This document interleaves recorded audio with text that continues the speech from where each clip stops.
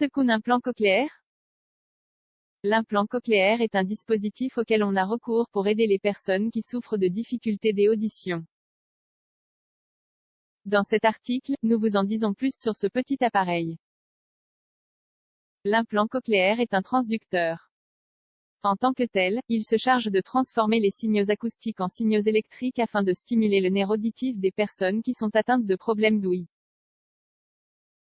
Ce dispositif est relativement récent dans le monde. Les premiers appareils testés avec succès chez des patients malentendants datent des années 50. L'évolution technologique a permis une amélioration depuis ces années-là jusqu'à aujourd'hui. Il faut souligner qu'un implant cochléaire n'est pas la même chose qu'un appareil auditif. Le premier s'insère dans le corps à travers une opération chirurgicale. Alors que le sonotone se trouve toujours en dehors de l'organisme et fonctionne différemment aussi. L'amélioration de la qualité de vie des personnes qui bénéficient de cet appareil est souvent toujours positive.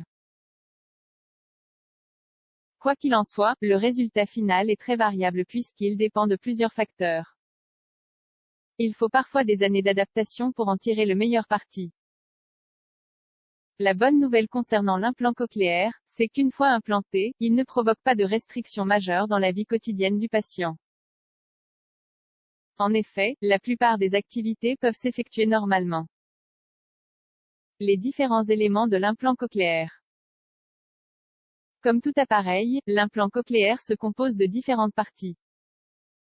Dans ce cas, il existe les parties internes et externes en fonction de leur emplacement final, à l'intérieur du corps ou à l'extérieur.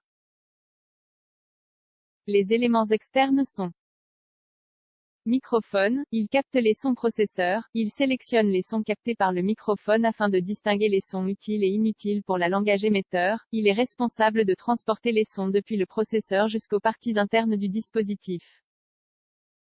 Les éléments internes sont récepteur, cette partie s'implante chirurgicalement dans l'os mastoïdien du crâne, qui se trouve derrière l'oreille. Il reçoit les sons de l'émetteur pour les envoyer aux électrodes, elles s'implantent à l'intérieur de l'oreille interne et stimulent directement les cellules nerveuses pour atteindre le nerf auditif avec le signal. Comment cela fonctionne? Lorsque le microphone capte les sons externes, il les envoie au processeur. À ce moment-là, ils sont traités pour réaliser une distinction entre les sons qui peuvent former le langage et ceux qui ne le peuvent pas. Le son est ensuite numérisé. Par ailleurs, le son digital possède des caractéristiques propres différentes du son habituel entendu par la personne ayant une audition normale. Ceux qui utilisent des implants cochléaires font souvent référence à un son métallique. Cela rend également difficile la distinction des timbres de voix au début de son utilisation. Le son numérisé est transmis de la partie externe de l'implant cochléaire vers la partie interne à travers un système de liaison. Une fois à l'intérieur du corps, le récepteur transformera l'information digitale en signal électrique de sorte que, à travers les électrodes, l'oreille interne soit stimulée. D'autre part, chaque électrode correspond à une fréquence particulière du signal auditif. L'électrode qui est stimulée à chaque instant génère un signal spécifique pour le nerf auditif. Le cerveau recevra alors le signal via le nerf auditif et procurera la sensation de l'audition. Qui peut recevoir un implant cochléaire? Les bénéficiaires éventuels d'un implant cochléaire sont les personnes qui souffrent d'hypoacousie sévère dans les deux oreilles. La perte est considérée comme sévère lorsque le patient ne parle pas ou prononce seulement des mots isolés, quand il n'a pas ou peu de contrôle sur sa voix, et quand il ne prononce pas correctement la plupart des phonèmes, ont utilisé des appareils auditifs divers et ont obtenu peu d'avantages avec une perte de la qualité de vie, reconnaissent moins de 50% des phrases dans les tests d'audition, reconnaissent moins de 60% des phrases lors des tests auditifs même avec l'utilisation de sonotones. L'évaluation préalable se réalise par un médecin otorhinolaryngologiste. Il s'agit d'un professionnel spécialisé du nez, de la gorge et des oreilles.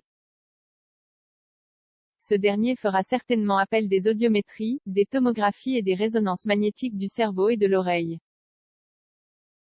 Au-delà de ces indications médicales, d'autres conditions doivent être remplies pour que l'implant cochléaire soit réussi.